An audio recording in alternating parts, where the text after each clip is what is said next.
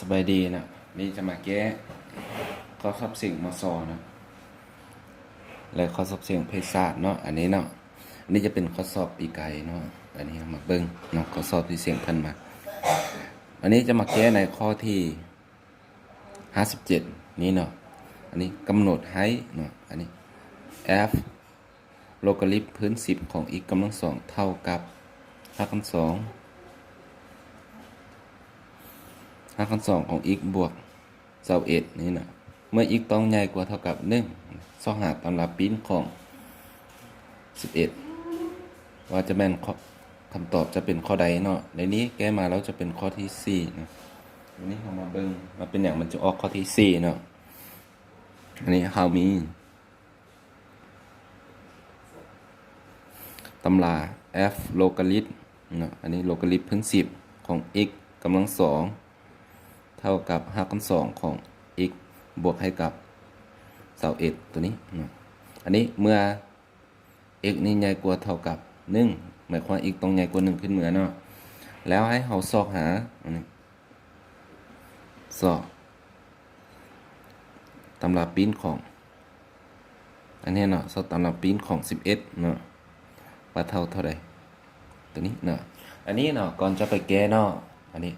พวกเรามีวิธีง่ายๆเลยเนาะอันนี้หรือว่าสูตรเนาะให้จื่อสูตร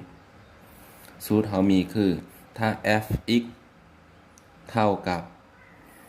k เนาะ k ได้1เนาะ k นี่จะเป็นตัวของค่าหรือตำราก็ได้เนาะให้เขาจื่อนี่แล้วเราสามารถผ่านเปลี่ยนได้มาเป็น f ของ k เท่ากับตำราปิ้นของ k เนาะนี่เท่ากับ x เนาะให้จื่ออย่างนี้เนาะอันนี้คือสูตรถ้าเราบ่จื่อสูตรตัวนี้เนาะเราอาจจะแก้เลขตัวนี้ได้อยู่แต่ว่ามันจะยาวเนาะอันนี้เนาะอันนี้จะมาแค่พาแก้วิธีลัดให้เนาะว่าเป็นอย่างเขาเสียงมาสอบเลขคือว่า30ข้อเนาะแต่เขาให้เวลาน้อยเดียวเนาะอันนี้เนาะ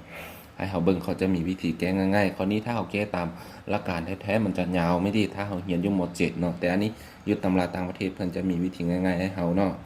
อันนี้เมื่อเขาไปแก้เลยตัวนี้เนาะแล้วเขาจะได้เนาะ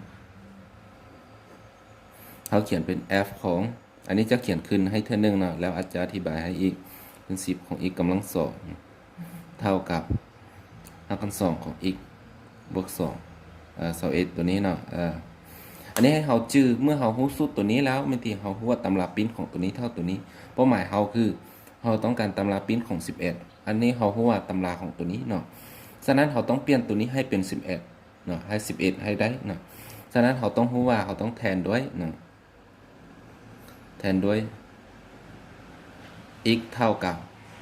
100เนาะเพราะว่าเรารู้ว่า5/2ของ121จะออก11ฉะนั้นเราจึงแทนตัวนี้เข้าไปแล้วเราจะได้เป็นเราจะเขียนได้เนาะตำราของตัวนี้โลกาลิฟพื้น10ของอันนี้เป็น100เนาะอันนี้เราเบิ่ง100กำลัง2เนาะเท่ากับ5/2ของ100บวก21แล้วตัวนี้100กำลัง2เขาจะเขียนตัวนี้เป็นพื้น10เขาจะเปลี่ยนได้เป็นโลกาลิฟพื้น10ของ100กำลัง4นะ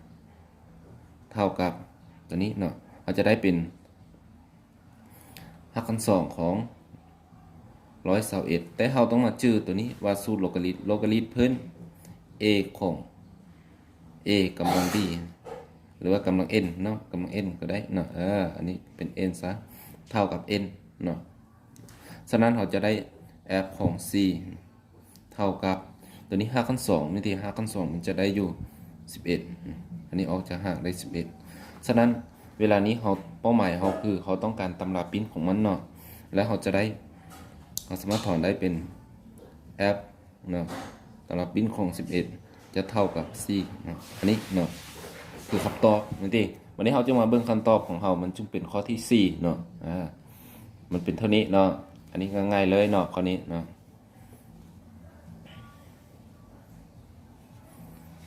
วันนี้ถ้าว่าเขามาเบิ่งมันยังจะมีข้อใกล้เคียงคือข้อนี้เนาะมันจะมีอยู่ในข้อที่2 3 4นะเบิ่งเนาะมันอาจจะมีอีกข้อหนึ่งอยู่นี้เนี่ยเอามาเบิ่งข้อนี้เนาะฉะนั้นเอามาเบิ่งอยู่ในข้อที่นี้ ข้อที่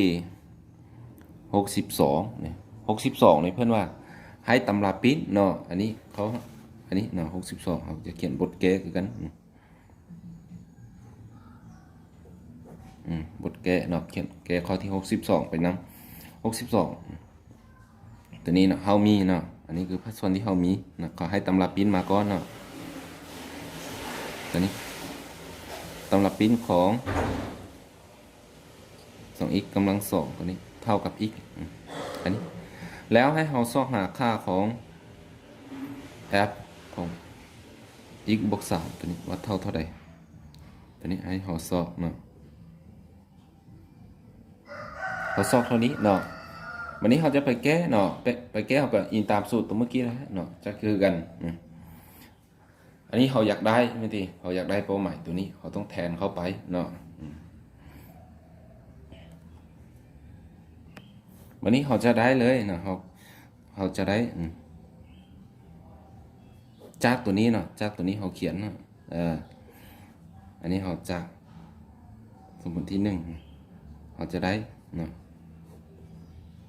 เขาเขียนได้ต่อมานี้เนาะเขาจื้อสูตรตัวเมื่อกี้นี้เนาะจื้อว่าถ้าตัวนี้กับตัวนี้มันจะย้อนกลับคือกันนะย้อนกลับคือกันฉะนั้นเมื่อเขามีตำราต้องเขียนมาเป็นตัวนี้เนาะฉะนั้นเขาจึงจะได้เป็น f ของ x เท่ากับ2กำลัง x นี่เนาะได้เท่านี้หลังจากนี้เขาอยากได้ตัวนี้นะเขาก็แทนด้วย x เท่า x บวก3อันนี้เนาะอันนี้เข้าไปแล้วเขาจะได้เป็นสามารถเขียนได้ f ของ x บวก3เท่ากับ2กำลัง x บวก3อันนี้เนาะหลังจากนี้เขาจึงจะได้เป็นตัวนี้เขียนเท่าต่อไปเลยเนาะ2กำลัง3คูณให้กับ2กำลัง x นะแล้วเท่ากับ8คูณ2กำลัง x แต่อยู่ในนี้เขาแก้มาจะออกเท่านี้เนาะความจริงเนาะแต่ว่าคำถามของเขาคือเอามาเบิ่งอยู่ในจุดนี้เนี่ยเขาจะมีคือ2เทื่อของ f 4เทื่อของ fx 8เทื่อของ fx 16เทื่อของ fx ฉะนั้นเขาฮู้อยู่ในนี้เขาจื้อดีๆ fx เท่ากับ x กำลัง2ฉะนั้นเขาจึงจะได้คำตอบของเขาคือ fx เท่ากับ8 x กำลัง2คือ fx เขาจึงเขียน fx ตัวนี้เนาะเขาจะได้เท่านี้เนาะอันนี้คือ x บวก3เนาะเกือบลืมไปอันนั้นเอาได้ x บวก3เอาเท่านี้อันนี้คือคำตอบเนาะฉะนั้นถ้าเอาไปตอบในข้อนี้มันจะเป็นข้อ C ให้เขาเนาะอันนี้คือง่ายๆมันบ่อันนี้คือเอาแก้เนาะจะแก้2ข้อให้เบิ่งที่เหลือก็ไปเรียนฝึกซ้อมเอาเนาะถามบ่ได้ยังบ่เข้าใจเนาะสำหรับ2ข้อนี้เนาะสามารถสอบถามได้เด้อ